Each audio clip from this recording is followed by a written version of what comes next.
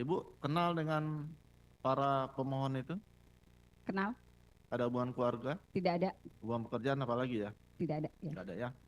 Ibu bersedia sebelum diambil keterangannya untuk disumpah terlebih dahulu? Bersedia. Silakan Bu, berdiri satu langkah ke depan. Ini sebagai saksi ya? Betul yang mulia, sebagai saksi. Ikuti ucapan sumpahnya Bu ya. Bismillahirrahmanirrahim. Bismillahirrohmanirrohim. Demi Allah saya bersumpah Demi Allah saya bersumpah bahwa saya bahwa saya sebagai saksi dalam perkara ini sebagai saksi dalam perkara ini akan memberikan keterangan yang benar akan memberikan keterangan yang benar dan tidak lain daripada yang sebenarnya. dan tidak lain daripada yang sebenarnya. Silakan duduk Bu. Baik, Ibu Titin ini saksi yang saudara pemohon ajukan. Betul yang mulia. Ini akan menerangkan seputar apa ini?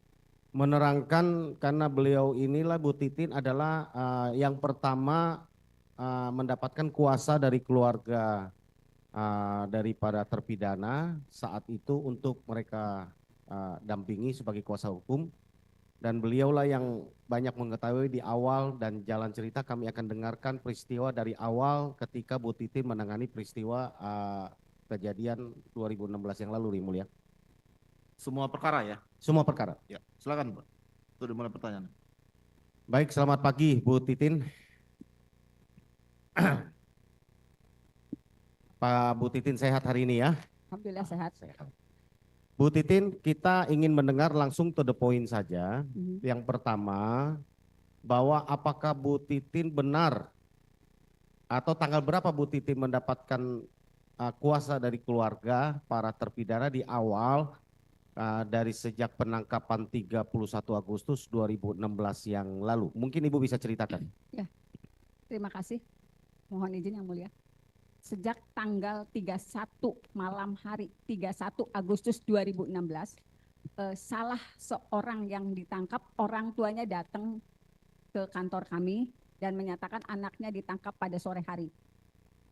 Orang tua Eko Ramadhani, itu yang pertama.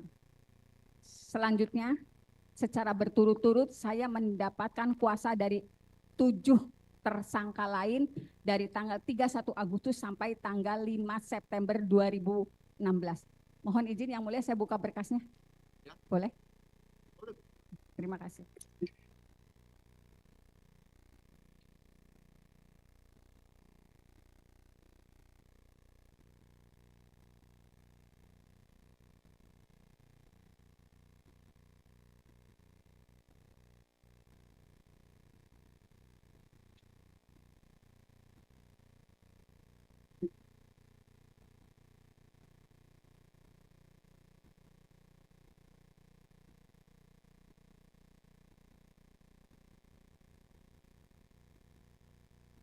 Enggak ada Bu ya? Kopernya di bawah.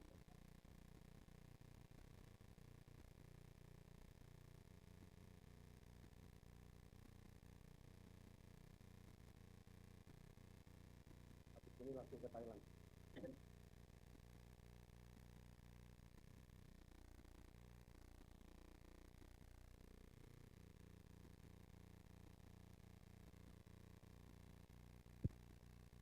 Ini surat-surat kuasa yang saya dapatkan dari orang tua. Silakan lihat.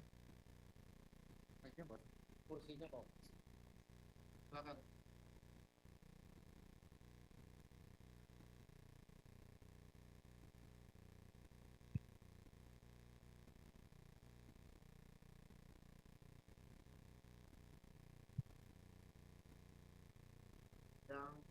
Yang pertama kali Eko.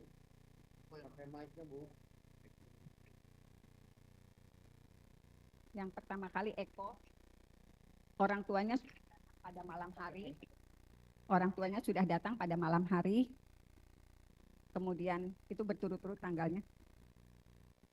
Tanggal 31 itu langsung tanda tangan surat kuasa? Tanggal 31 itu karena orang tuanya sudah datang, saya datang tanggal 1 September ke Polres Cirebon Kota.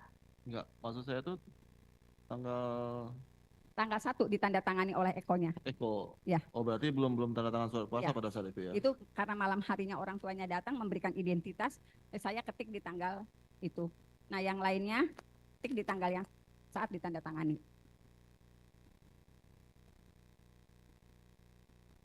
Kecuali Rivaldi. Kalau Rivaldi sudah dipegang pengacara lain. Rivaldi bukan ibu kuasanya? Bukan. Penasihat hukumnya? Bukan? Bukan. Jadi berdasarkan surat kuasa itu, saya datang ke Polres Cirebon Kota untuk bisa mendampingi semua yang sudah tanda tangan kuasa. Tetapi pada saat itu, anggota Polres Cirebon Kota tidak mengizinkan saya masuk, tetapi mengizinkan surat kuasa itu ditandatangani dengan cara dititipkan. Jadi saya menyatakan waktu itu saya dapat kuasa, kemudian dikomunikasikan, belum ada perintah dari komandan untuk didampingi oleh pengacara. Jadi surat kuasanya silahkan dititipkan dulu. Jadi setiap surat kuasa itu saya titipkan, diambil keesokan harinya dalam kondisi sudah ditandatangani oleh semua tersangka waktu itu. Jadi saya tidak pernah bertemu. Oke. Ada yang mau ditanyakan? Silakan Pak.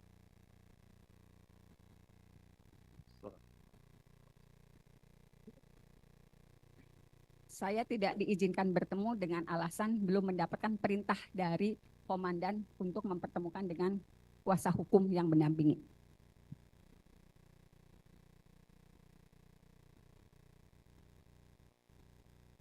Ada pertanyaan? Ya, tanggal 1, tanggal 2, saya hampir setiap hari ke situ karena memang kan surat kuasa yang ditandatangani tanggal 2, saya serahkan tanggal 2. Untuk Gitu. Eko tadi tanda tangan? Kalau Eko dari malam, karena Eko pertama kali orang tuanya yang datang ke kantor saya.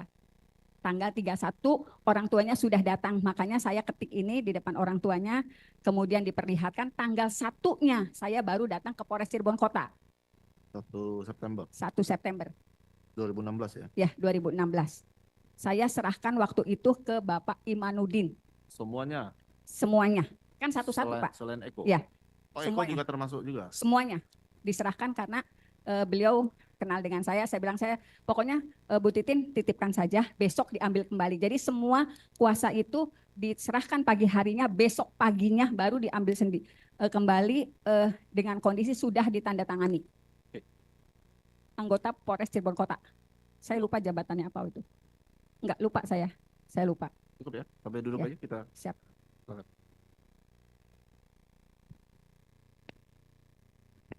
Baik, saudara saksi, saya lanjutkan. Setelah saudara saksi mendapatkan surat kuasa dari para terpidana, apakah saudara saksi dari tanggal 31 malam ya, Agustus ya, lalu baru tanggal 1, ya betul ya, 1 Septembernya, tanggal berapa saudara saksi berhasil bertemu dengan para pemberi kuasa? Terima kasih. Izin yang mulia. Jadi setelah mendapatkan seluruh kuasa, saya akan datang berturut-turut dari tanggal 1, tanggal 2, tanggal 3. Tetapi pada tanggal 2 sudah beredar foto-foto semua tersangka saat itu, semua yang ditangkap itu dalam kondisi babak belur. Tanggal 2 saya sudah mendapatkan foto-foto itu dari para keluarganya. Itu kan membuat kekhawatiran keluarga. Saya tetap datang ke Polres Cirebon Kota, saya memaksakan waktu itu kapan saya bisa mendampingi. Pas tanggal 3 saya ke sana, dikatakan kalau mereka sudah dititipkan ke Polda Jabar pada tanggal 3 September 2016. Tetapi kan karena memang belum seluruhnya yang nanda tangan kuasa, berarti di situ masih ada kuasa yang tanggal 5. Itu pun tetap ditandatangani. Silahkan yang mulia barangkali diperlihatkan kepada apakah 5 September. Atas nama siapa? Saya lupa yang mulia di situ sudah ini. Ya. Ini bukan? Ya. Ya. Ini tanggal 5. Ya. Atas nama Jaya, ya. Ya. Apa betul ini surat kuasa? Ya, surat kuasanya ini. Ya. Ya. Ya. Ya, dua-duanya.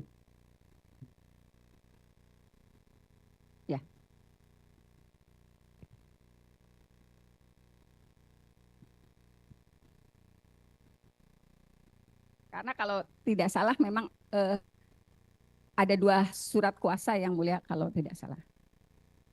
Oke, saudara saksi. Saudara saksi bisa perlihatkan foto yang saudara saksi diperlihatkan oleh keluarga ada? Ke depan Bu, ke depan Bu, diperlihatkan. Ke depan, maju. Pertama kali Ibu tanya nih. Pertama kali Ibu melihat foto ini kiriman dari orang tua siapa? Saya lupa karena semua keluarga punya foto ini sebetulnya. Ya, yang menunjukkan kepada Ibu nih ini. Saya lupa foto. waktu itu. Lupa? Saya lupa. Ya betul-betul lupa. Tapi ini dari keluarga yang ditangkap. Ada pertanyaan? Ya. Ada. Oke, Bawa lagi. cukup ya. Jadi foto yang sama kami juga ada miliki, jadi sudah sama Bu Titin. Jadi setelah saudara saksi menerima kuasa, ya, tanggal berapa saudara berhasil akhirnya menemui para pemberi kuasa? Saya tidak pernah ketemu kecuali pas rekonstruksi. Karena pada tanggal ketika tahu di Polda Jabar, saya juga mendatangi Polda Jabar pada tanggal 5. Kemudian tanggal 6 saya datangi lagi Polda Jabar.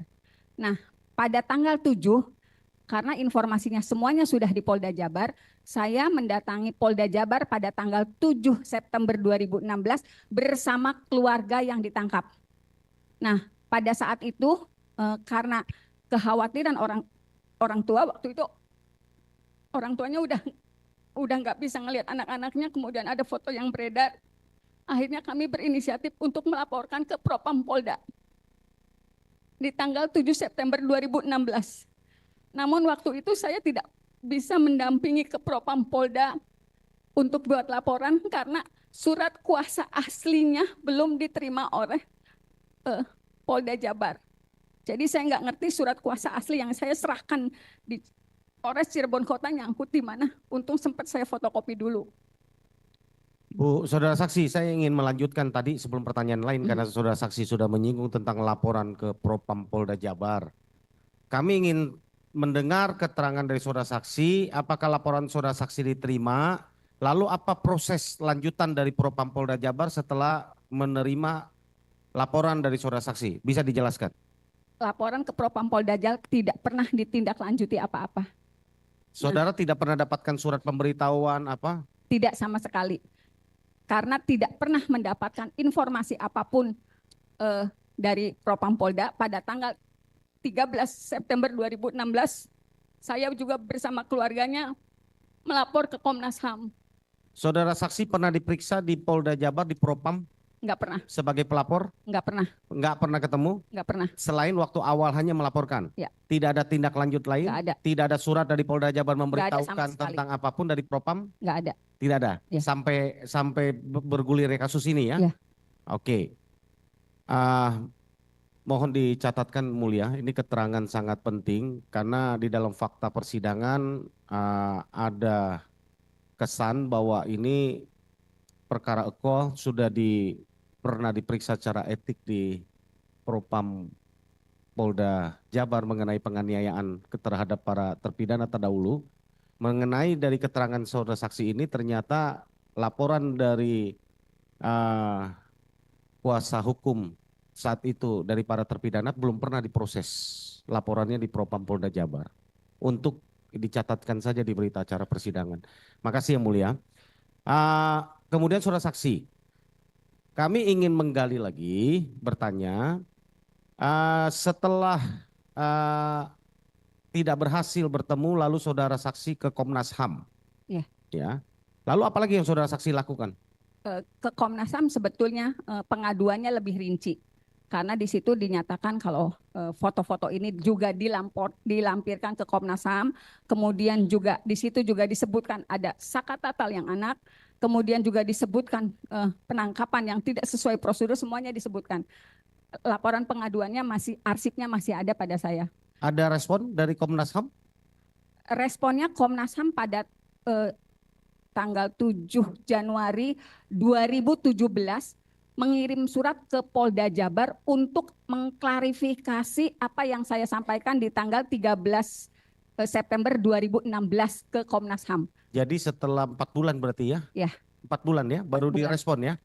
Bukan direspon, Komnas HAM mengirim surat kepada Polda Jabar untuk mengklarifikasi laporan saya. Iya, artinya baru direspon oleh Komnas HAM kan? Ya. Saudara saksi melaporkan kan bulan September. Ya, tanggal Baru 13 ada surat Komnas HAM ke Polda Jabar bulan Januari kan? Januari 2017. Ya, artinya 4 bulan sesudah saudara saksi melaporkan ke Komnas HAM. Ya. Sebelumnya tidak ada surat dari Komnas HAM atau apa?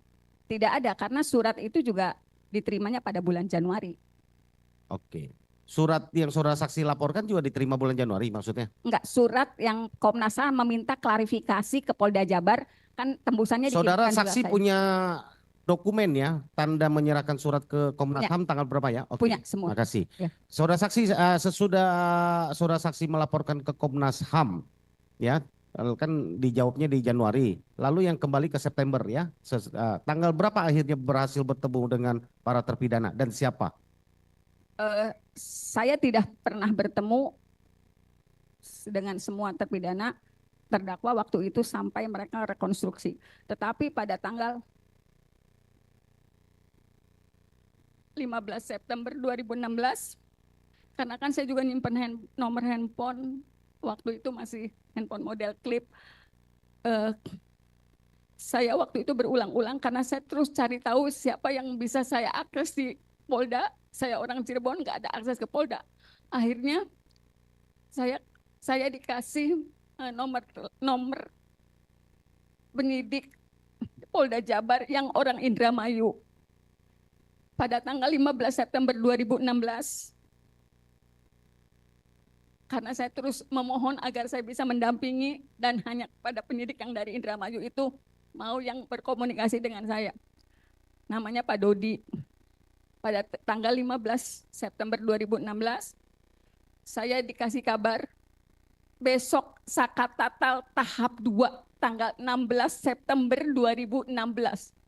Saya kaget, loh kok udah tahap 2? Karena informasinya tanggal 15, di dalam surat kuasa itu kan saya tergabung dengan pengacara senior. Waktu itu saya menyampaikan, Pak, di tanggal 15 September setelah saya nerima telepon akan ada pelimpahan tahap 2. Saya bilang, Pak, besok Sakatatal dilimpahkan tahap 2. Saya nggak pernah ngedampingin. Waktu itu pengacara senior bilang, Tin, kamu pegang perkara ini sendiri. Apapun resikonya, kamu pegang sendiri. Mohon maaf, saya nggak bisa nyebutnya nama karena udah almarhum. Kemudian, kenapa Bapak nggak mau sidang? Si AA Karunya sudah dipanggil. Saya nggak usah pakai mic yang mulia.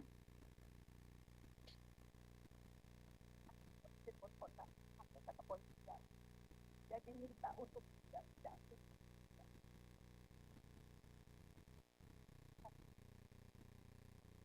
Pakai mic aja, Bu.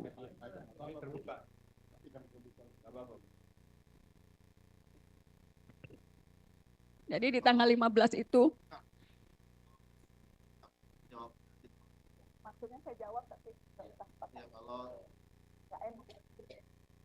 nggak, kalau ibu, kalau saya nggak mau jawab ya hak ibu.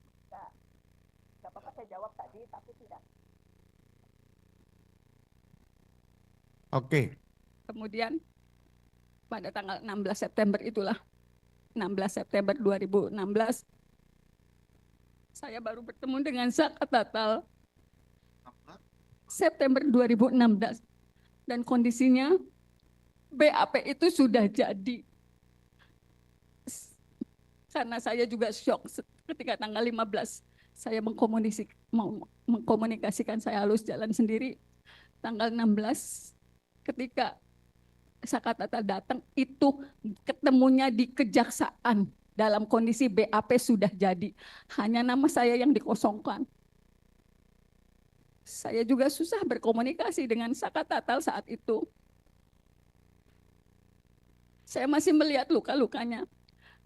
Cuman kan pandangan matanya dia kosong banget. Saya susah, saya nanya apapun, dia juga nggak ngerti saya pengacaranya. Padahal waktu itu ada kakaknya, ada Selis. Tapi jangankan dengan saya, yang orang luar. orang yang dia tidak kenal. Dengan Selis juga, Saka, kamu apa yang terjadi? Dia nggak bisa cerita. Saka masih anak-anak waktu itu 15 tahun. Pandangan matanya kosong. Dia seperti berada di dunia yang dia nggak ngerti. Saya susah berkomunikasi. Saya baca BAP itu betul. Saya waktu itu mengambil resiko yang terbesar. Kalau saya nggak tanda tangani, walaupun saya tidak mendampingi, saya sudah dikasih kabar kalau ibu udah nggak mau tanda tangan sekarang, Sakatatal akan didampingi oleh pengacara yang ditunjuk oleh negara. Itu yang bikin saya berat karena saya dari tanggal 1 udah nyari mereka. Akhirnya walaupun saya betul tidak mendampingi saat BAP, di tanggal 16 itu saya tanda tangani karena sebelumnya juga saya sudah dikasih kabar ya akan berjalan sendiri dan resiko apapun harus diambil. Kalaupun ini saya berdampak pada profesi saya sebagai pengacara, saya siap dihukum.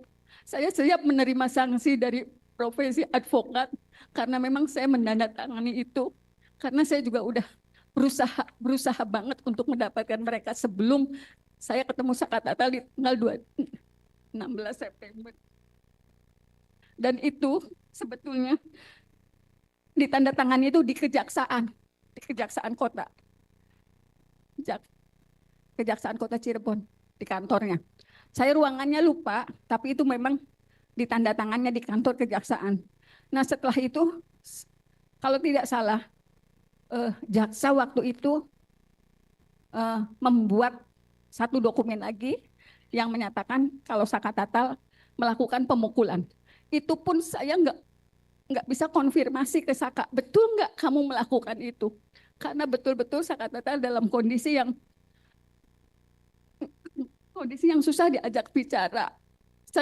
Saya tahu banget bagaimana dia ketakutannya saat itu. Jadi ada berkas lagi, tapi dokumennya saya nggak punya karena itu kejaksaan yang pegang, yang menyatakan Sakatatal memukul. Saya juga terpaksa menandatangani, kalau tidak ditandatangani, Sakatatal akan dipilihkan pengacara yang ditunjuk oleh negara.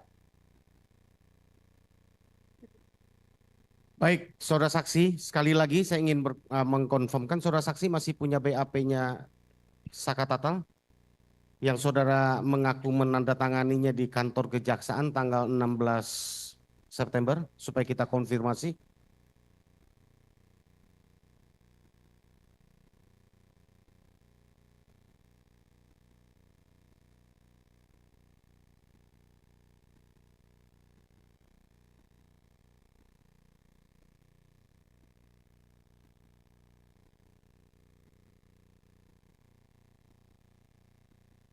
Ini yang penting mulia, karena di dalam berkas memang BAP ada tanda tangan dari saudara saksi sebagai penasihat hukum, tapi dalam keterangannya tadi saudara saksi mengaku tidak menandatangani selama pendampingan, tetapi dia menandatanganinya tanggal 16 September 2016. Karena itu salah satu alat kekeliruan dan kekhilafan yang kami ajukan dalam persidangan ini.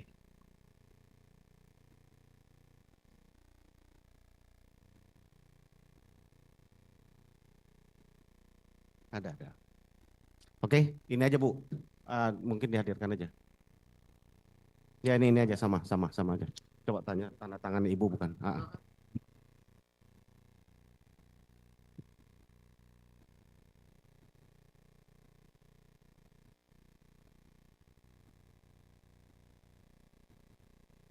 Ya betul di tanda tangan saya.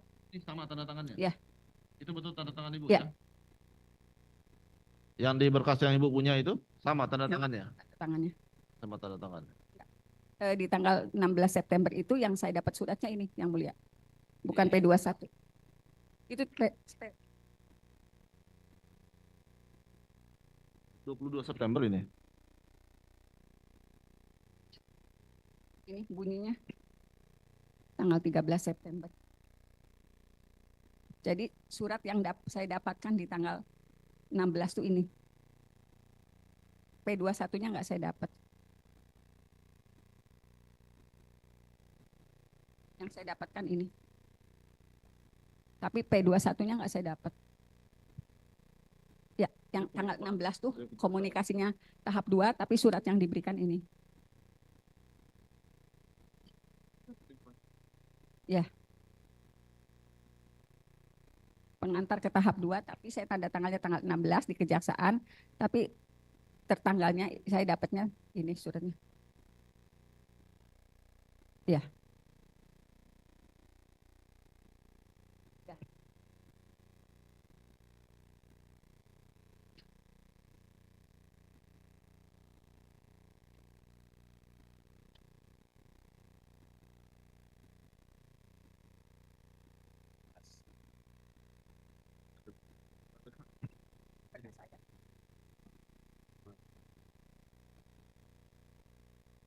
Ini sudah tanda tangan sudah jadi. Sudah jadi. Karena kalau saya tidak tanda tangan, kata kalau ibu nggak tanda tangan akan didampingi oleh pengacara yang ditunjuk negara. Jadi saya memang tidak mendampingi saat diketiknya BAP Sakatatal. Ya. Ya. Ini BAP Sakatatal. Ya, BAP Sakatatal. Walaupun di sini ada tulisannya, tapi saya memang tidak mendampingi pada saat pengetikan. Jadi ini dibawa dari Polda Jabar ke Cirebon dalam kondisi sudah jadi, tinggal tanda tangan saya. Ada pertanyaan termohon terkait surat ini? Cukup ya? Ya. Berarti semua surat tanda tangan di tanggal 16. Ya, tanggal 16 dengan informasi dari anggota Polda yang menyatakan ini tahap 2. Iya, tanggal 16 tahap 2. Karena ditandatangannya di ruangan Kejaksaan. Cuman saya lupa ruangan apanya. Ini saya kembalikan lagi surat kuasa sama surat yang tadi baru ditunjukkan. Silakan Bu, duduk. Pak, duduk. Oke. Saudara saksi. Jadi yang di BAP tadi itu betul tanda tangan saudara ya, saksi ya? Ya, Di betul. BAP ya? Ya. Dan saudara saksi menandatanganinya bukan saat pendampingan di Polres Kota Cirebon ataupun di Polda Jabar ya? Bukan. Tetapi di Kejaksaan pada saat tahap 2. Kejaksaan mana jelasnya? Kejaksaan Kota Cirebon. Kota Cirebon, Ya. tahap 2 ya? Tahap 2. Oke. Saudara saksi, berapa BAP yang saudara tanda tangani? Hanya untuk tersangka Sakatatal atau dengan terpidana lain? Hanya Sakatatal saat itu. Hanya Sakatatal Ya. saat itu. Saudara saksi bertemu dengan Sakatatal saat itu? Waktu tahap 2? Bertemu. Ketemu. Bagaimana keadaannya?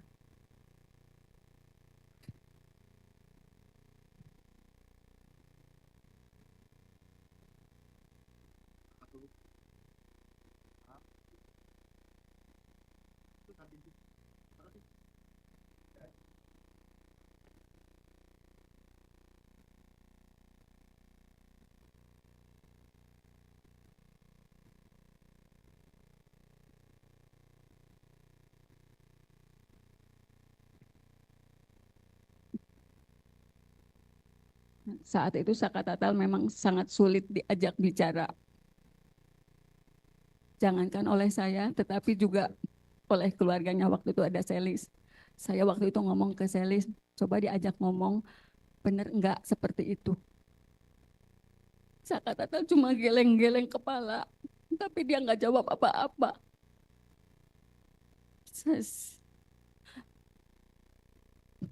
Dia juga masih kelihatan ada bekas luka-luka, bekas sundutan rokok di mukanya. Dan ketika komunikasi juga kita tidak dibiarkan, misalnya saya dengan Sakatatal dengan keluarganya enggak, selalu ada yang mendampingi dari pihak kepolisian. Cuman saya nggak bisa sebutkan karena saya juga lupa. Jadi memang kondisinya betul-betul sangat kelihatan shock.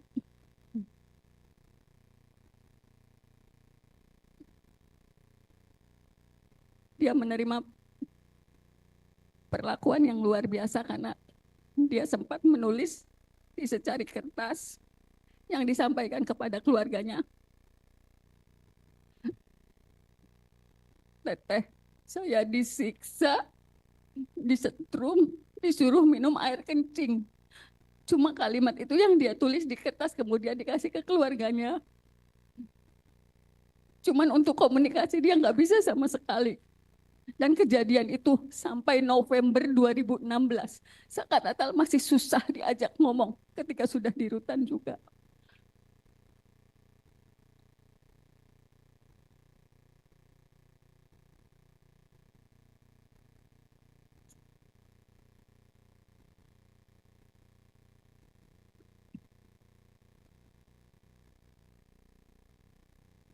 Sudah, saudara saksi, cukup. Kami ingin mengetahui tersangka yang lain di awal kan para keluarganya memberikan kuasa kepada saudara saksi selain Saka Tatal. Apakah yang lain itu saudara saksi berhasil menemui dan kapan berhasil menemuinya? Dan apakah masih saudara saksi menjadi kuasa hukumnya untuk selanjutnya? Kecuali Saka Tatal, saya yang lainnya tidak pernah menemui. Karena memang tidak pernah diizinkan untuk masuk ke Polda Jabar. Tetapi pada saat rekonstruksi, yang 5 orang itu sudah didampingi oleh kuasa hukum yang berada di Bandung, Pak Jody Nainggolan. Apakah Pak Jody tidak terkonfirmasi mengenai kuasa yang diberikan oleh saya nggak paham. Tapi pada saat rekonstruksi barulah saya dan keluarga semua terpidana melihat anak-anak itu dibawa ke Cirebon. Termasuk Sudirman? Ya, termasuk Sudirman. Kami mendengar saudara saksi pernah di dalam podcast mengatakan saudara dekat sekali dengan Sudirman. Bagaimana bisa ceritakan terpidana Sudirman?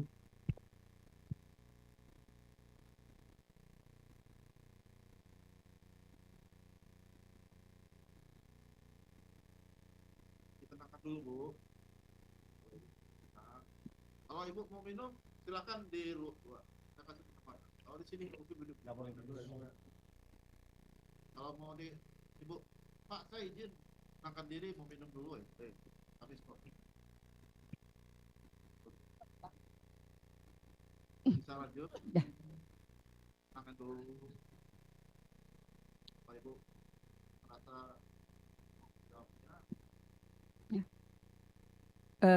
saya mengenal keluarga Sudirman bukan hanya dengan Sudirman, juga keluarganya. Karena ketika saya pegang kuasa, saya cari tahu bagaimana latar belakangnya, bagaimana prototip keluarganya, bagaimana karakter mereka secara keseluruhan. Pada saat itu yang saya lihat, ibu dan ayahnya Sudirman, mohon maaf, bukan orang yang pandai berkomunikasi. Ketika saya datang untuk mencari tahu bagaimana karakter yang ada, cuma mereka nangis karena mereka meyakini Sudirman adalah anak yang baik. Saya juga terinformasi kalau Sudirman, kalau mereka sih bilangnya idiot. Jadi Sudirman tuh gampang disuruh-suruh orang. Kalau dia main bersama teman-temannya, dia lebih sering dibully dan disuruh ngapa-ngapain, misalnya ngambilin minum, ngebeliin jajan. Itu Sudirman tipenya seperti itu. Tetapi saya juga dapat informasi dari yang lain, dari tetangganya, Sudirman tidak pernah bergaul dengan yang lain. Jadi dia di rumah, kemudian ke musola, selalu sholat berjamaah, dan mainnya tidak jauh dari lingkungan rumah. Itu yang saya terima dari keluarga Sudirman. Walaupun untuk informasi itu pun saya sangat sulit menggalinya karena memang keluarga Sudirman itu, mohon maaf kalau saya bilang, mungkin gennya untuk tingkat kecerdasannya tidak terlalu luar biasa. Saya melihatnya seperti itu karena sampai hari ini pun kalau saya berkomunikasi dengan ibu bapaknya itu sangat sulit untuk mereka mau berkomunikasi dengan baik. Saya harus pelan-pelan. Apalagi ibunya sama sekali, misalnya Sudirman dulu kayak gimana, belum apa-apa dia udah nangis. Gimana saya mau menggali masalah Sudirman ke ibunya. Saya dapat informasi semuanya dari kakaknya, Beni. Itu yang masih bisa menceritakan bagaimana Sudirman sebenarnya. Jadi mohon maaf kalau di lingkungan sekitar itu Sudirman jadi bahan-bahan olokan karena dia, kalau orang Cirebon ngomong anak idiot itu. Karena Sudirman itu lulus SD ketika dia berumur 17 tahun. Jadi nggak naik kelasnya sampai empat kali. Oke, makasih saudara saksi. Pertanyaan saya terakhir, bagaimana saudara saksi bisa menceritakan keadaan dalam ruang sidang dan kapan khususnya Sakatatal ya? Nah, itu tanggal berapa dimulai sidangnya, lalu diputusnya kapan, saksi apa saja yang dihadirkan, dan bagaimana situasi sidangnya? Itu yang dari saya, mungkin bisa diceritakan.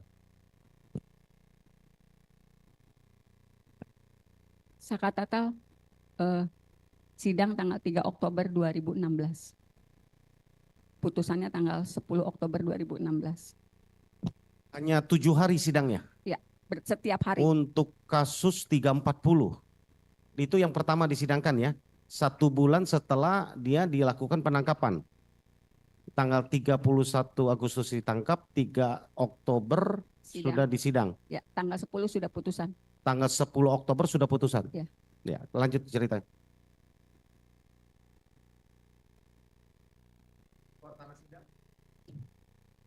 Sidang untuk Sakatatal memang tertutup, dihadiri oleh 3 orang majelis karena dia sidang anak. Tetapi kondisi di luar sidang kami mendapat tekanan yang luar biasa. Karena waktu itu, karena yang dihembuskan adalah isu geng motor yang memiliki kekejaman luar biasa, itu pula, dan mereka sangat sadis, itu pula yang disampaikan oleh Hakim Ketua, Ibu Etik waktu itu ketika ditanya wartawan. Geng motor kekejamannya sangat sadis. Saya masih punya clippingnya. Saya masih pegang clipping korannya. Jadi setiap Sakatatal dibawa ke ruang sidang menuju lorong, jangankan Saka, saya juga mendapatkan perlakuan yang luar biasa. Saya sempat diludahi karena dianggap membela pembunuh. Bahkan ada anggota dewan namanya Pak Jafarudin yang langsung memimpin sidang.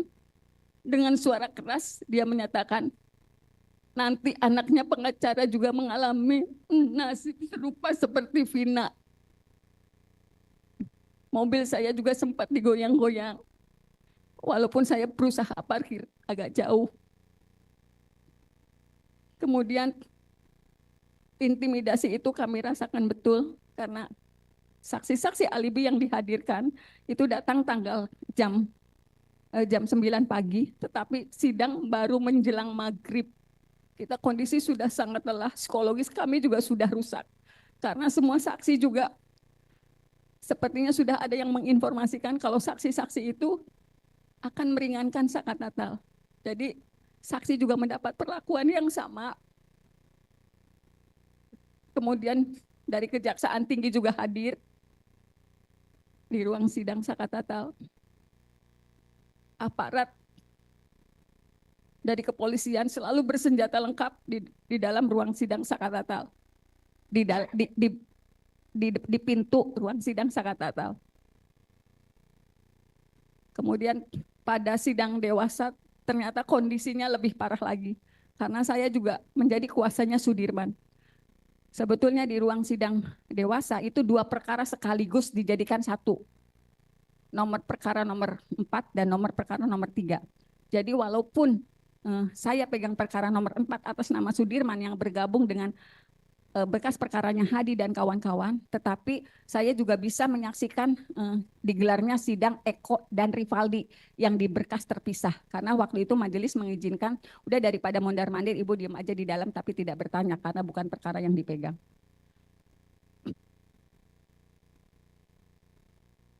Kalau dalam sidang TK hari ini, jaksa selalu menanyakan apakah ada penganiayaan, pemukulan oleh hakim dan jaksa. Sebetulnya saya yang bisa bercerita. Secara psikologis kami dirusak betul-betul oleh penyidik yang masuk dengan membawa pistol untuk memberikan keterangan. Dan jaksa sama sekali tidak pernah memerintahkan pistol itu ditaruh. Justru yang ngomong pistol itu disimpan karena kekhawatiran justru dari pengacara. Kemudian juga ada seorang penyidik,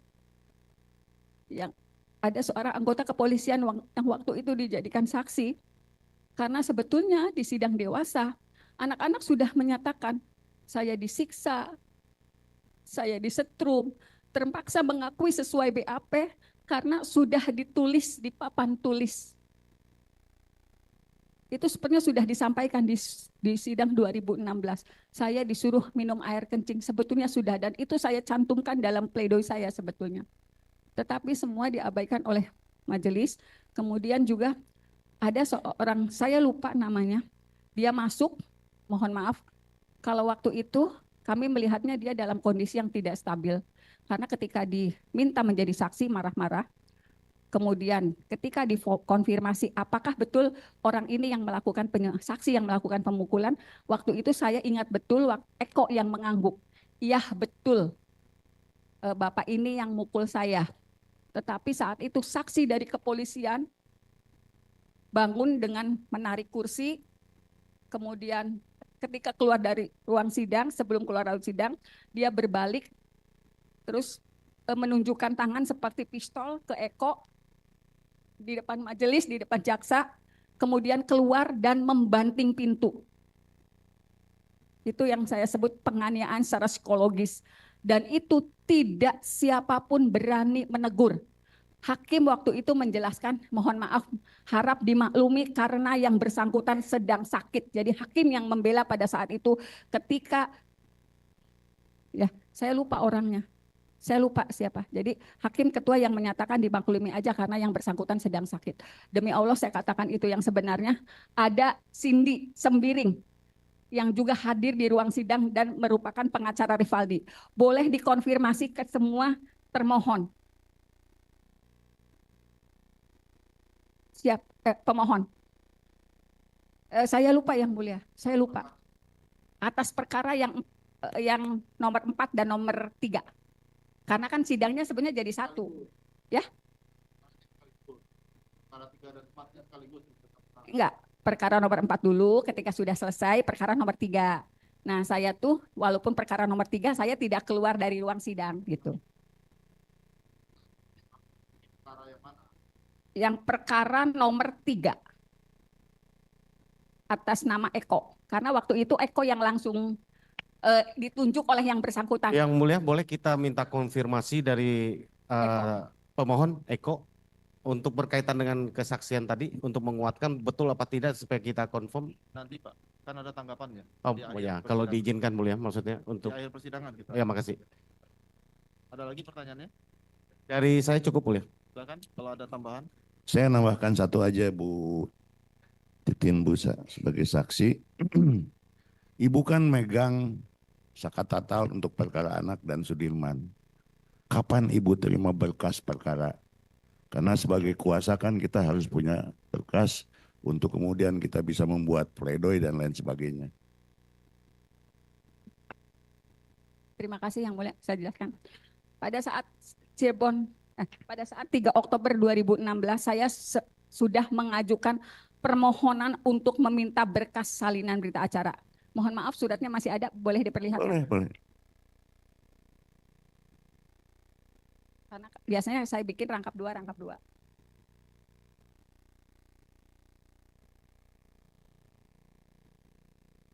3 Oktober pada sidang.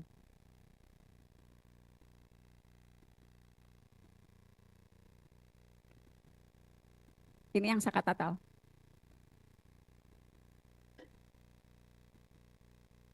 Ini permohonan untuk berkas perkara Sakatatal. Ya, di pengadilan. Saya ajukan ke majelis ya, di ruang sidang.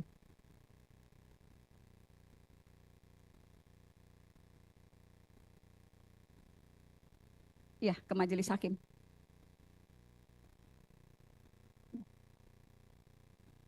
Ya, sidang pertama. 3 Itu tanggal 3 Oktober 2000. waktu pertama kali sidang ya? tetapi saya tidak diberikan, dan waktu itu panitera hanya memberikan 2 BAP atas nama Dede dan Aep. Selebihnya saya tidak terima apapun berkas Sakatatal yang harus saya perdebatkan di persidangan. Mohon maaf, ini berkas yang diberikan panitera.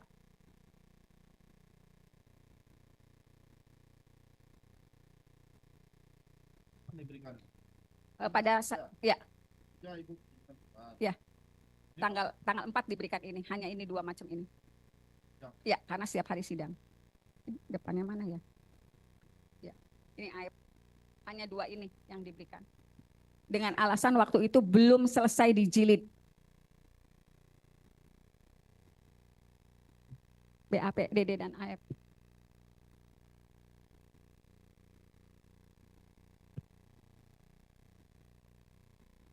Ada.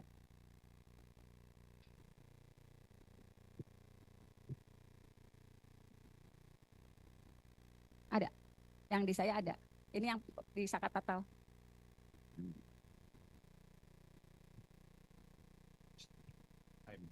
Ya.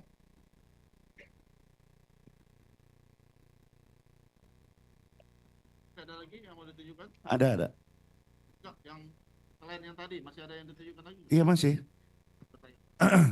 Jadi yang Ibu terima itu berkas dari perkara yang lain kan? Bukan. Ini berkas ini yang tebal itu diberikan pada saat Kan yang sidang saya itu. tanya, kan Ibu mohonkan kepada majelis untuk insahel lah istilahnya gitu loh, berkas-berkas.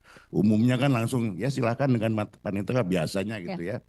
Nah yang Ibu terima kan kemudian diberikan oleh panitera itu berkas itu. Bukan, nggak diberikan. Yang diberikan hanya 2 ini, BAP Iya. Dede dan Aep. BAP Iya. Dede dan Aep. Iya, itu kan bukan berkasnya, Iya. bukan kan? Berkas yang di perkara lain kan? Enggak, kan keterangan Dede dan Aep Jadi hanya itu yang Ibu hanya, dapat. ya, diberinya hanya BAP-nya Dede dan Aep. Apa Ibu nggak minta lagi? Saya sudah ini, tapi memang belum selesai dijilid. Karena kan sidang juga cepat katanya, nanti juga diberikan belum, setelah itu. belum selesai dijilid tapi udah di sidang. Sidang. Ya. Agak kurang paham saya. Tapi oke lah. Ya. Alasannya belum selesai dijilid. Tapi sudah disidangkan. Iya. Berapa kali Ibu minta permohonan untuk mengkopi atau Ya, setiap menginsahil sidang juga saya berkas? minta ke panitera, kan kalau surat resminya sudah saya berikan ke majelis. Tetap sampai akhir sidang tidak diberikan kecuali yang 2 ini. Ya, kecuali BAP-nya Dede dan Aep. Kan memang kalau sidang anak itu Cepat. peradilannya cepat ya Bu. Ya kalau seminggu saya pikir nggak masalah juga gitu. Pertanyaan saya adalah bagaimana Ibu membuat pembelaan untuk perkara ini? Saya Kan Ibu nggak pegang berkas. Ya. Fakta persidangan juga apa adanya gitu. Bagaimana Ibu bisa merunut dari awal kejadian sampai adanya pembunuhan? Saya membuat pledoi itu berdasarkan keterangan saksi yang sebetulnya terus diarahkan. Jadi gini, pada sidang Sakatatal yang dimintai keterangannya itu Sakatatal terlebih dahulu. Keterangan terdakwa terlebih dahulu, kemudian keterangan saksi belakangan, saksi alibinya belakangan. Jadi saya membuat pledoi ini hanya berdasarkan keterangan-keterangan di sidang. Tetapi karena keterangan Sakatatal sebagai terdakwa diminta lebih dahulu, ketika saksi bersaksi hanya majelis waktu itu Ibu Etik selalu mengatakan Saka sudah ngaku, Saka sudah ngaku. Jadi semua diarahkan sesuai dengan BAP. Bahkan ketika salah seorang saksi menyatakan pada pukul 10 malam itu Sakatatal ke bengkel, saya ingat betul.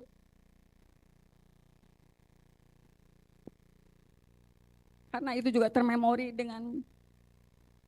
sampai hari ini dengan kerasnya ketika saksi menyatakan pada jam 10 tanggal 2 kami tuh lewat ke flyover Talun mau ke bengkel. Tetapi karena di situ ada rame-rame, ada polisi, mereka mengira razia. Sebelum selesai menjelaskan, ketua majelis waktu itu menyatakan, mana ada bengkel buka pukul 10 malam. Jadi semua keterangan saksi yang disampaikan itu selalu diarahkan sesuai BAP ketika karena Sakatatal dulu yang dimintai keterangannya. Jadi pembelaan saya waktu itu hanya berdasarkan keterangan-keterangan saksi di persidangan walaupun ditolak seluruhnya.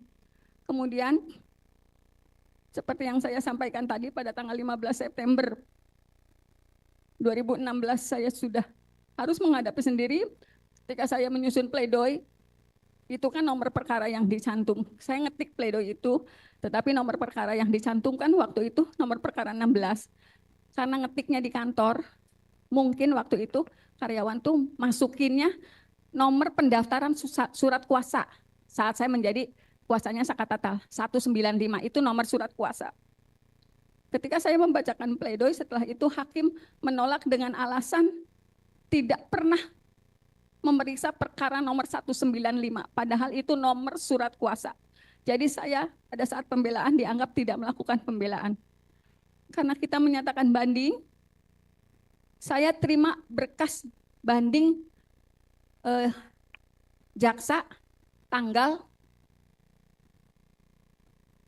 26 Oktober 2016. Karena kan banding. Saya nerima berkas banding jaksa tanggal 26 Oktober 2016. Karena tetapi jaksa menyerahkan memori banding itu tanggal 24 Oktober 2016. Saya baru terima berkas memorinya tanggal 26. Saya menjawab memori banding, kontrak memori banding jaksa sekaligus menyerahkan memori di tanggal 31 Oktober 2016. Tetapi dalam putusan di tingkat banding, ternyata memori banding dan kontrak memori banding saya oleh pengadilan negeri tidak pernah diserahkan ke pengadilan tinggi. Saya punya dokumennya kalau saya pernah menyerahkan memori banding dan kontra memori banding, tetapi oleh pengadilan negeri. Punya dokumennya mana coba?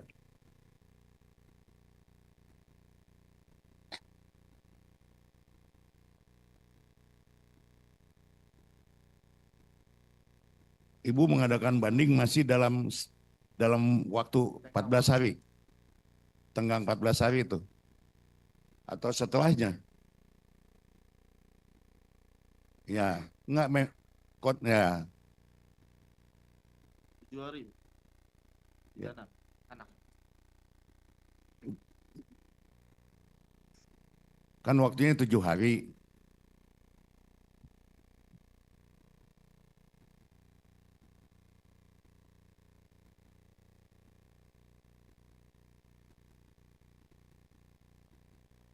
Pertanyaan saya masih dalam waktu tenggang 7 hari enggak?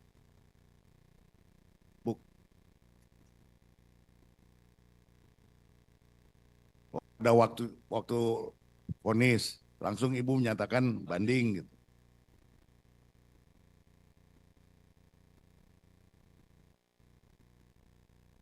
Ya nggak apa-apa itu mah. Ya coba lihat.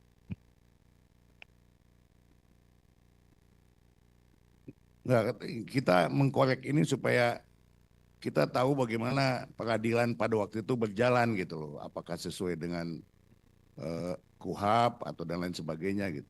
Silakan.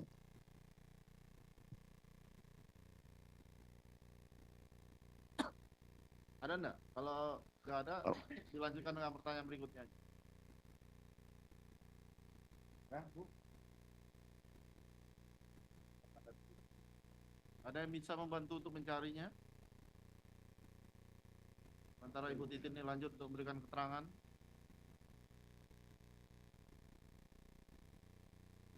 Oh, nggak bisa.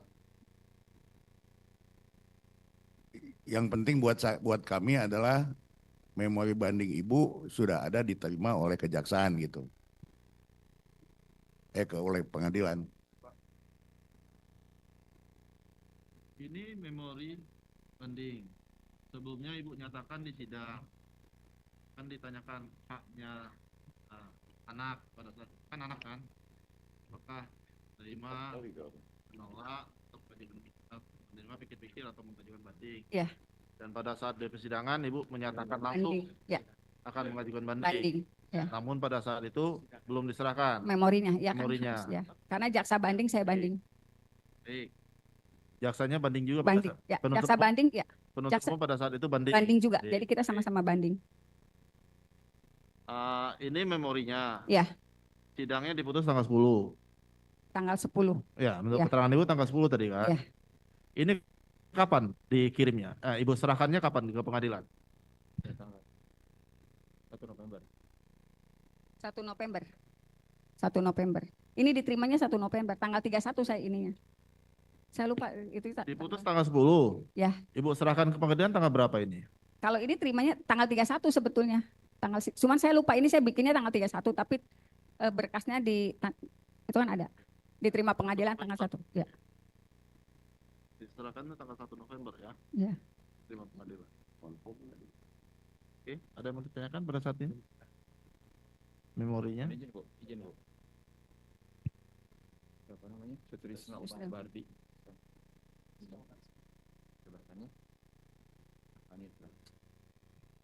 Tunggu dulu sebentar. Tanggal berapa sih putusan? Ya. Ini kan banding. Iya. Ya banding. Cukup? Pak, mau lihat silakan. Bentar.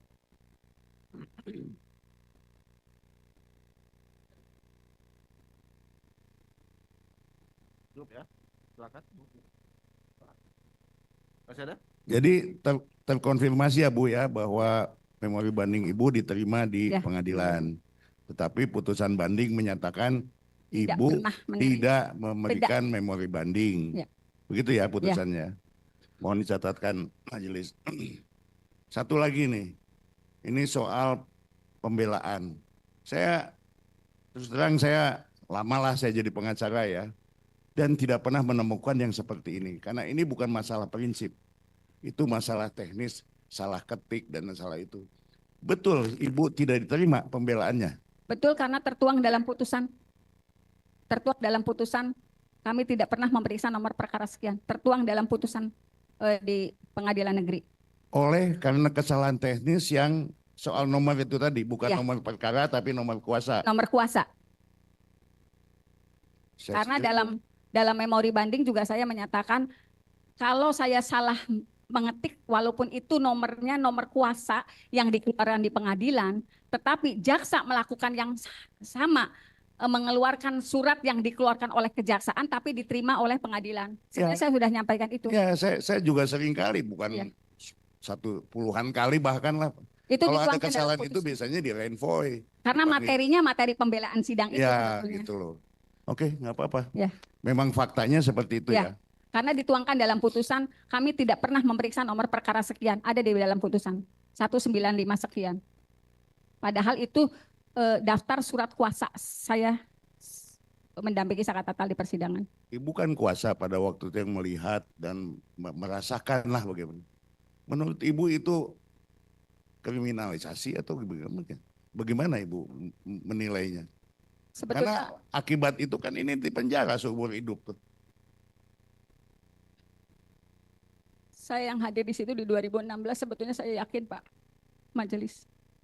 Saya yakin nggak pernah ada peristiwa pembunuhan dan pemerkosaan yang tertuang dalam dakwaan.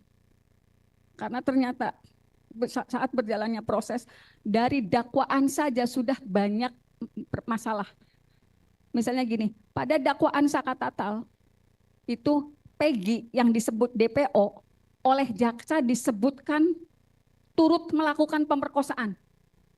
Tetapi di dakwaan nomor 4 Peggy hanya meraba-raba. Silahkan itu diperiksa oleh kejaksaan. Jadi orang yang sama di peristiwa yang sama melakukan tindakan berbeda di dakwaan Sakatatal dan di dakwaan 5 terdakwa waktu itu. Di dakwaan Sakatatal itu Peggy turut memperkosa yang pada akhirnya dibebaskan di Prapin. Tetapi di dakwaan orang dewasa Peggy hanya meraba-raba dan itu terkonfirmasi ketika Polda Jabar melakukan jumpa pers ketika Peggy tertangkap. Kemudian saya melihat itu rekayasa karena anggota kepolisian dari Polsek Talun yang melakukan olah TKP itu tidak pernah mengakui berkas yang disodorkan di pengadilan mengenai jatuhnya korban karena judulnya pembunuhan dan pemerkosaan. Jadi waktu itu anggota Polsek Talun sudah menyatakan darah itu hanya berada di tubuh korban laki-laki, di tubuh korban perempuan. Kemudian juga ada serpihan daging di tiang PJU. Kemudian juga ada warna motol yang nempel di median jalan. Jadi sudah disampaikan di persidangan. Dan mereka menolak sketsa yang disodorkan majelis. Apakah ini sketsa yang dibuat? Kami tidak pernah membuat sketsa itu. Sebetulnya sudah dijawab oleh anggota Polsek Talun yang menyatakan itu kecelakaan lalu lintas. Kemudian juga sebetulnya dari 2016 saya sudah mendapatkan informasi. Orang tua pelapor yang mengalami kecelakaan lalu lintas sudah mengajukan klaim asuransi diduga pada tanggal 27 Agustus 29 Agustus 2016. 27 kejadian, 28 dimakamkan, 29 Agustus 2016 saya mendapat informasi sebetulnya klaimnya diajukan. Kalau untuk waktu itu kan kecelakaan tunggal. Kalau untuk anggota TNI dan Polri, anggota keluarganya walaupun kecelakaan tunggal mendapatkan penggantian. Jadi jasara harja. Nilainya hanya separuh. Dan sudah di ACC informasinya, silakan ini barangkali dari Kapolri sendiri yang harus menindaklanjuti. Informasinya cair 12,5 juta. Tapi karena pada tanggal 31 dini hari ada informasi mengenai kesurupan yang menyatakan ini adalah pembunuhan dan pemerkosaan, dan sebetulnya di sidang 2016 itu disampaikan oleh orang tua Vina. Sebetulnya saya nggak tahu masalahnya, saya tahunya kecelakaan, tapi tiba-tiba ada yang kesurupan itu pembunuhan, pemerkosaan, terus saya dikasih tahu. Jadi gitu. Jadi berubahnya konstruksi kecelakaan itu setelah adanya rekaman kesurupannya Linda. Tapi waktu itu tidak disebutkan nama Linda. Di persidangan hanya disebutkan temannya Vina ada yang kesurupan dan menyatakan ini pembunuhan dan pemerkosaan. Itu disampaikan di persidangan oleh orang tua korban, dan saat itu orang tua korban perempuan meyakini informasi dari kepolisian karena mereka memberikan rekaman itu kepada anggota kepolisian. Ya, tadi Ibu belum menjawab apa yang saya maksud. Kan Ibu yang merasakan dan melihat, dan Ibu yang menjadi kuasa pada waktu itu, sehingga A sampai Z-nya tentu Ibu tahu. Nah, dalam persidangan karena ini menyangkut predikat kita sebagai kuasa hukum, maka ini saya perlu pertanyakan. Kenapa saya perlu pertanyakan? Ini jadi pelajaran untuk yang akan datang. Hal-hal seperti ini tidak boleh lagi terjadi.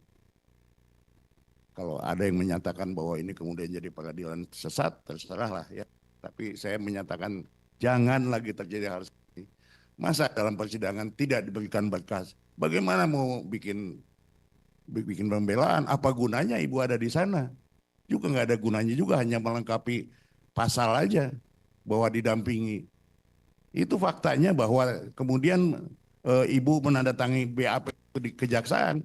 Itu bagaimana ceritanya? Saya juga malu mendengarnya, Bu. Ya tapi udahlah, saya hanya memohon mudah-mudahan hal-hal seperti ini tidak terjadi lagi dan ke depan kita akan bisa lebih baik lagi. Terima kasih. Ya, yang mulia izin yang ringan-ringan saja yang mulia.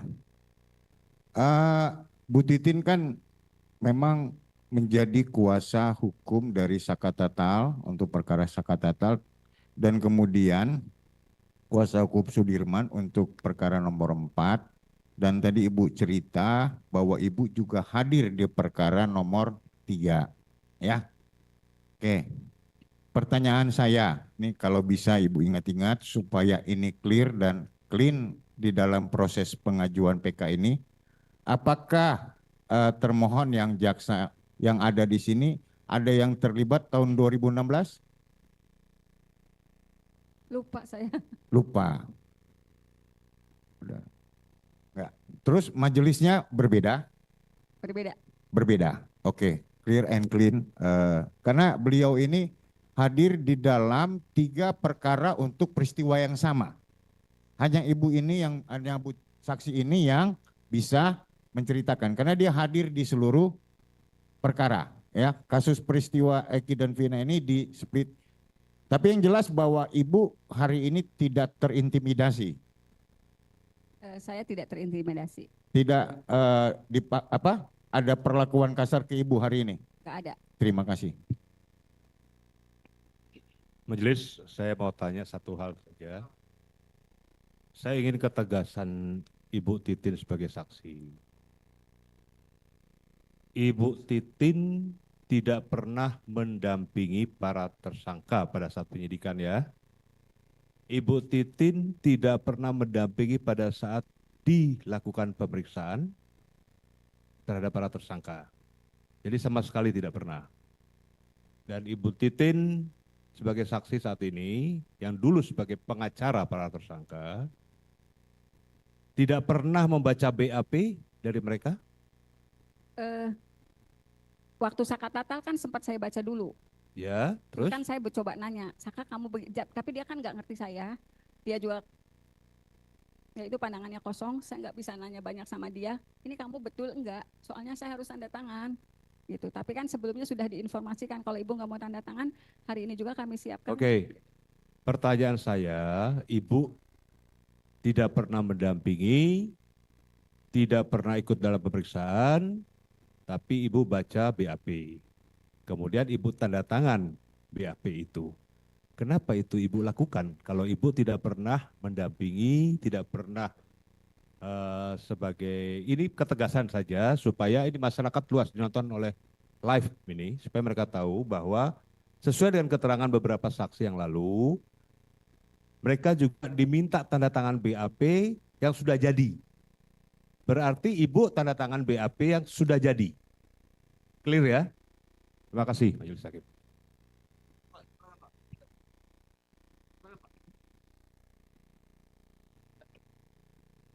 Baik, terima kasih Yang Mulia. Saudara saksi, miris saya dengarnya, melihat dengarnya. Saudara saksi, upaya apa yang Anda lakukan pada saat dalam pemeriksaan itu? Yang tidak bisa mendampingi, atau membuat surat kah? Atau protes? Atau mengadu kemana? Saya ingin penjelasan itu. Ya. Sebetulnya saya nggak ngomong banyak hal yang saya lakukan dengan cara saya melapor ke Propam Polda, ke Komnas HAM. Sebetulnya saya berharap banyak dari institusi itu karena laporan-laporan yang saya sampaikan. Karena kan tidak pernah ada yang tahu kalau para orang tua tersangka saat itu sangat berharap saya bisa mendampingi anak-anaknya. Sangat berharap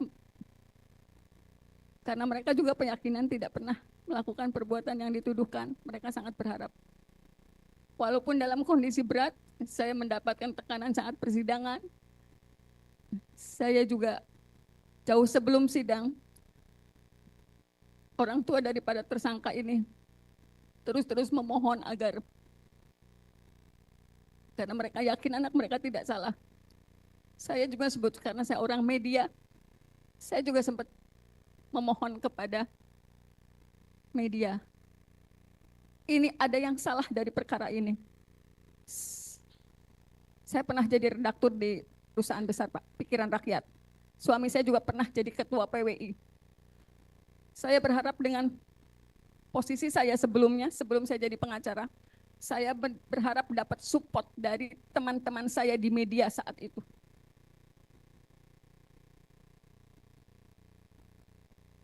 Di 2016, bulan Mei tanggal 19,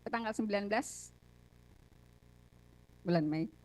Ini saya lupa tanggal-tanggalnya. Ini koran-korannya. Semua saya selalu komunikasikan ini rekayasa.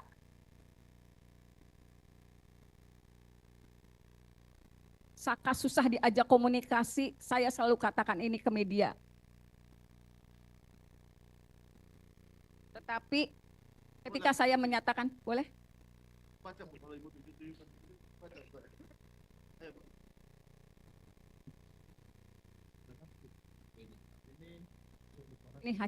Ini hakim yang Ibu Etik menyatakan hakim geng motor sadis dan kejam. Jadi ketika saya ngomong rekayasa, media hanya membeli porsi segini dan tidak bisa dijadikan halaman satu. Ya, dia bicara saat ini. Gimana, Bu? Ya, sidang dewasa. Ini bulan Mei ini. Itu pada saat hakim menangani perkaranya Sakatatal. Dia membuat keterangan pers. Kemudian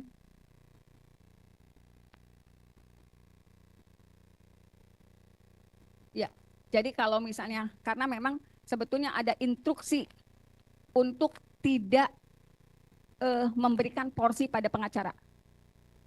Saya mendapat informasi itu dari salah satu wartawan media, dipanggil oleh institusi tertentu, kemudian dikatakan tidak usah porsi pengacaranya diambil, blow up saja kekejaman geng motornya. Waktu itu wartawan tersebut menyatakan yang pegang perkara ini Bu Titin, dia dedemitnya wartawan, ini nomor handphonenya. Dikasihinlah ke orang yang melarang itu. Ya, ya.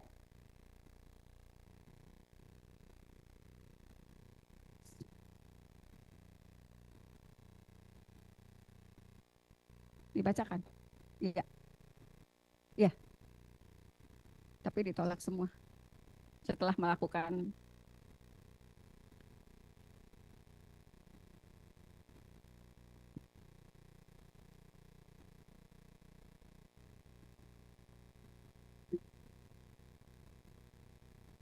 ini demo-demonya, Bu. Saya punya 115, itu cuman handphonenya nggak kebawa. Ada 115 foto. Ini demo di depan pengadilan. Ya. Enggak, yang di pengadilan itu yang anggota polisi yang mengacungkan tangan, tapi ke Eko. Karena waktu itu Eko mengatakan, ya saya dianiaya oleh orang itu. Gitu.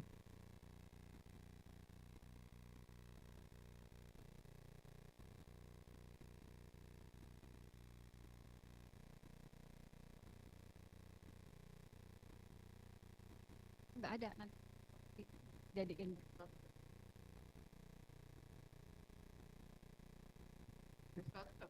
Gimana? SK itu Sakatatal. Saka.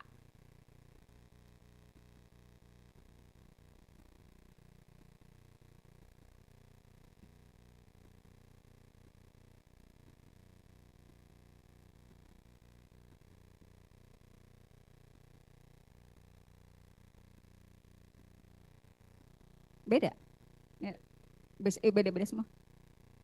Ini enggak semua ya, masih ada sih, cuman yang penting-pentingnya saya.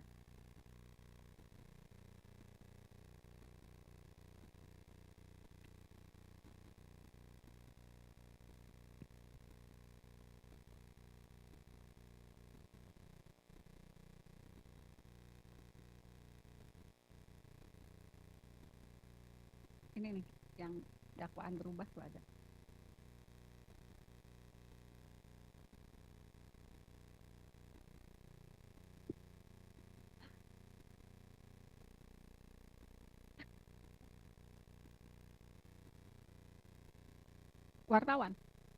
Wartawan. Bukan, saya hanya narasumber, yang bikinnya wartawan. Ini Andri wartawannya, ada nama inisialnya, karena saya kenal satu-satunya. Ini wartawan Radar, ya. Karena kan kalau wartawan kan posnya, kalau saya pengadilan punya wartawan sendiri, biasa kepolisian kejaksaan satu wartawan, kemudian ekonomi wartawan lain gitu. Jadi kalau wartawan kriminal pasti kejar timpol, dulu istilahnya kepolisian kejaksaan kehakiman. Jadi pasti punya wartawan sendiri, punya pos-posnya sendiri. Kita ngomongnya pos. Ini bukan saya yang bikin, ini wartawan yang bersangkutan. Ya, ya. Pas dakwaan pertama. Bukan, kalau dari BAP penganiayaan, kedakwaan 340. Ya. BAP-nya ya 170. Bukan. Dari BAP-nya 170, kedakwaannya 340. 340.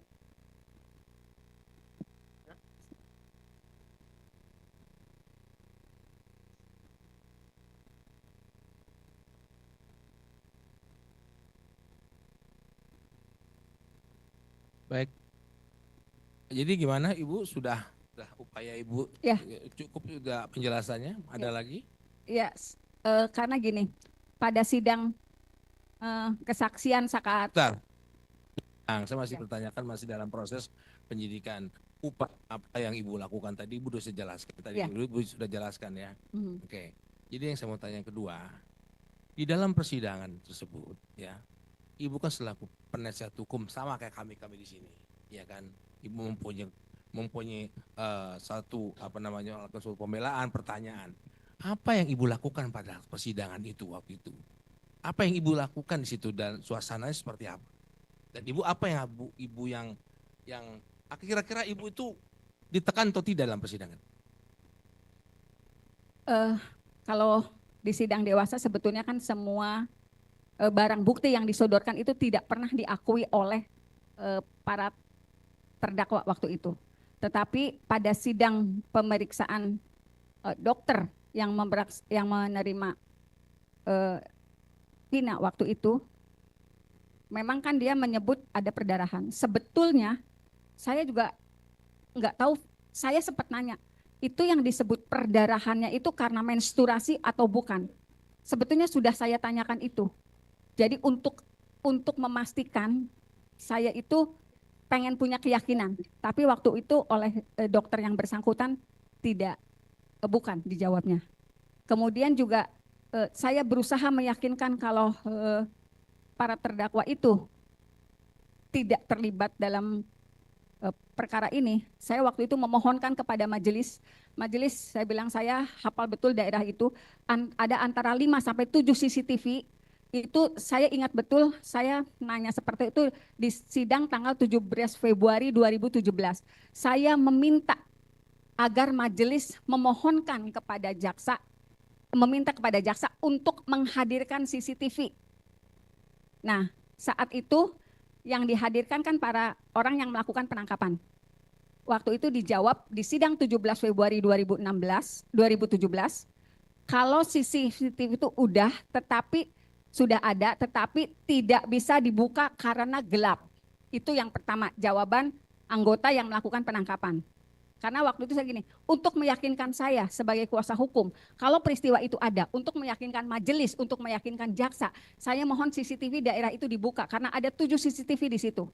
Kemudian dijawab seperti itu oleh anggota yang dihadirkan sebagai saksi, Gugun Gumilar, dan karena waktu tanggal 17 Februari 2017 itu semua saksi yang melakukan penangkapan yang dihadirkan. Jadi saudara saksi sempat menyampaikan itu di persidangan. Ya, menyampaikan meminta rekaman CCTV dibuka. Yang pertama jawaban anggota kepolisian, CCTV tidak bisa dilihat karena gelap. Jadi saksi sebagai PH masih sempat memberikan, bukan saya meminta paksa. Ya. Gitu kan. Kemudian CCTV tidak bisa dibuka, jawaban anggota yang lainnya tidak bisa dibuka karena anggota Polres Cirebon tidak ada yang memiliki keahlian untuk membuka CCTV. Nah, Baik. Waktu itu juga saya memohonkan kepada majelis apakah bisa mendatangkan ahli untuk membuka CCTV. Baik, itu lagi. Dalam ruangan sidang, saudara saksi sebagai penasihat diintimidasi atau tidak?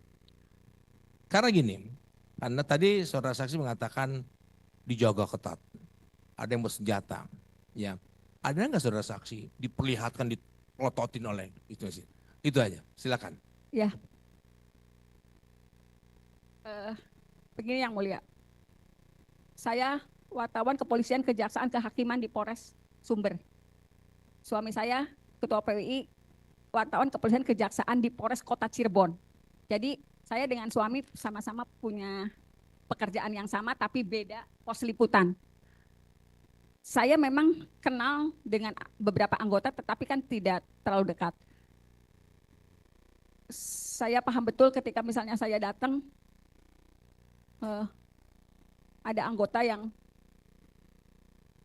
megang senjata, kemudian juga ketika saya masuk, dia ngelihat saya dengan cara yang sangat Di mana berdiri? Di mana? Di dalam? Di luar atau di langsung pengunjung atau di dalam atau di mana? Kan berdirinya di pintu sidang, di pintu. Dalam pintu persidangan masuk. Mulai seperti ini? Iya. Jadi kalau saya masuk nongkrongnya di depan pintu, sambil begini sambil pegang Sidang sudah dimulai? Ya. Sidang sudah dimulai? baru pas masuk sidang. Nah itu selalu seperti itu pada sidang Sakatatal.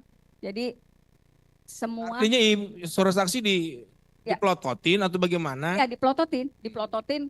Jadi nggak nyaman lah ya suara Nggak saksi. nyaman. Jadi Ah. suara saksi sebagai penasihat hukum nggak nyaman ya, perasaan diintimidasi. Dan itu agak berubah ketika rekonstruksi. Saya ingat betul peristiwanya ketika rekonstruksi. Saya waktu itu minta diantar suami saya. Enggak, maksud saya yang di dalam persidangan aja, bukan rekonstruksi. Ya, maksudnya kan gini, sama kan ketika rekonstruksi kan sama. Sama, misalnya kondisinya semua pengacara tuh mendapat perlakuan tidak nyaman karena semua gerakannya tuh seperti diperhatikan betul. Nah, ketika rekonstruksi, saya mau ngambil berkas, saya minta kunci lah ke suami saya. Saya bilang, ngambil kunci. Kebetulan suami saya sedang ngobrol dengan anggota Polres Kota Cirebon. Terus tanya, itu siapa? Istri saya. Hah? Istri kamu? Nah dari situ melototnya mulai berubah. Gitu. Jadi mungkin tahu suami saya juga wartawan dan ketua PWI. Kemudian jadi mulai enggak sekeras dulu ketika dia belum tahu istri dari ketua PWI itu. Dari awal keras banget, tapi setelah itu agak turun. Jadi sebetulnya kenapa saya ingat betul karena buat saya juga tekanannya luar biasa majelis. Sebetulnya kalau misalnya yang tahu hadir di situ bukan cuma pengacara kok, jaksa juga dalam kondisi tertekan. Saya yakin betul kita betul-betul tidak nyaman ketika bersidang. Kalaupun mohon maaf sekarang jaksa bersikeras tetap meyakinkan peristiwanya ada. Sebetulnya jaksa yang hadir di situ nggak nyaman tahun itu. Yakin gitu, saya sih yakin betul.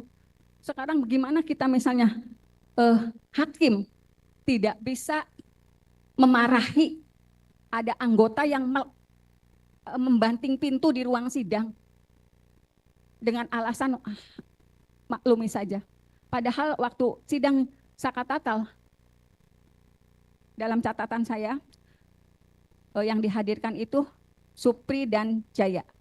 Itu menyatakan saya terpaksa mengakui karena ditodong pistol oleh Bapak Rudiana. Ada kok di catatan saya walaupun memang tidak terakomodir dalam putusan. Itu di mana ditodongnya? Waktu itu kan diminta sebagai saksi. Pada Betul. persidangan. Bukan di persidangan saat di Polres Cirebon Kota. Saya terpaksa. Sebentar saya lihat catatan dulu. Ingat-ingat aja Bu ya, terus ya saya mau Nanti korek saya terus. bongkar catatannya. Oke. Karena dia menyatakan saya ditodongi pistol oleh Bapak. Tapi Ibu Rudiana. sendiri sempat ditodong nggak? Ya. Ibu sempat ditodong nggak? Dibentak-bentak nggak? Kalau saya enggak, cuman memang pandangan ajanya yang kabur. Saya bilang, kenapa kemarin ngelihat saya kayak mau nelen? Saya sempat ngomong gitu sih ke anggota kepolisian. Kenapa sih ngelihat saya kayak orang menelen aja gitu. Gitu. Baik Yang Mulia. Cukup, makasih. Satu aja ya, izin majelis. Sebagaimana tadi kita sudah dengar ya dan juga kesaksian daripada saudara Sakatatal dan para terpidana yang lain, memang tidak pernah ada pendampingan dalam BAP penyidikan mereka ketika di Polres ya. Jadi prinsip Miranda Rules itu memang tidak diterapkan. Nah, yang saya ingin ketahui penegasan lagi, kapan saudara saksi itu sebenarnya mulai mendampingi saudara Sakatatal? Karena Sakatatal pun menyampaikan sebenarnya dia nggak pernah tahu tuh, nggak pernah kenal siapa kuasa hukumnya. Coba saudara saksi jelaskan, mulai kapan itu? Pada hari pertama sidang. Oke. Ya, pada hari pertama sidang saya mendaftarkan kuasa, kemudian mendampingi Sakatatal saat persidangan. Itu Sudah ditanyakan tadi. Ya. Ya, tapi lain. pada saat yang di kejaksaan itu katanya kan menandatangani. Yang menghubungi saudara saksi siapa?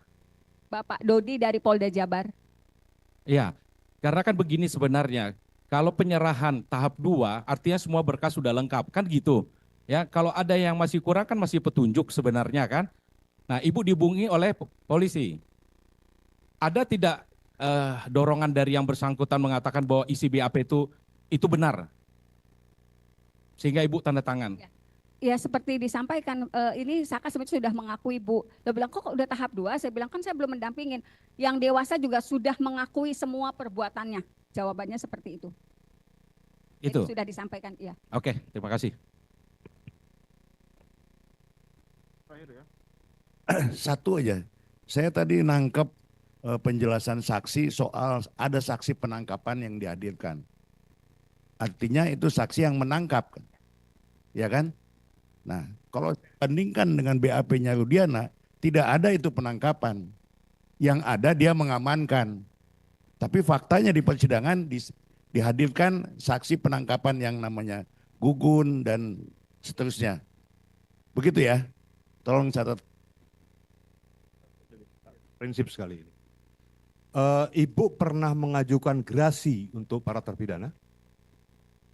Saya tidak pernah mengajukan gerasi karena setelah mereka vonis memang tidak ada komunikasi lagi mengenai nasib mereka gitu.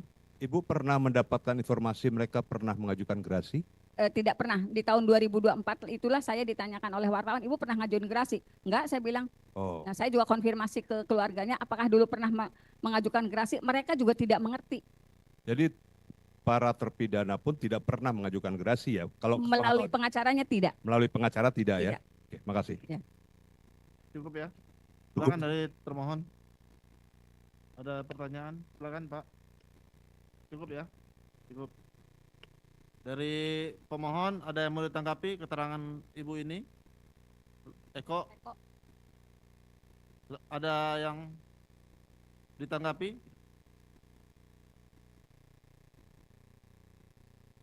Benar adanya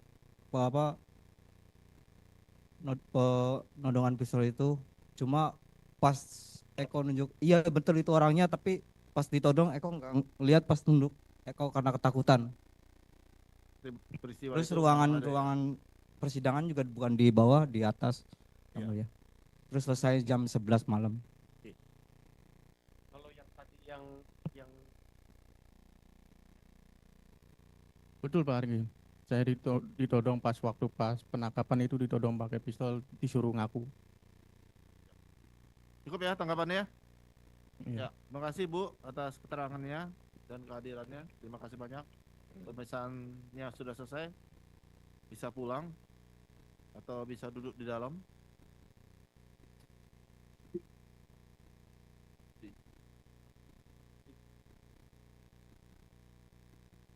Dipersiapkan buktinya Pak.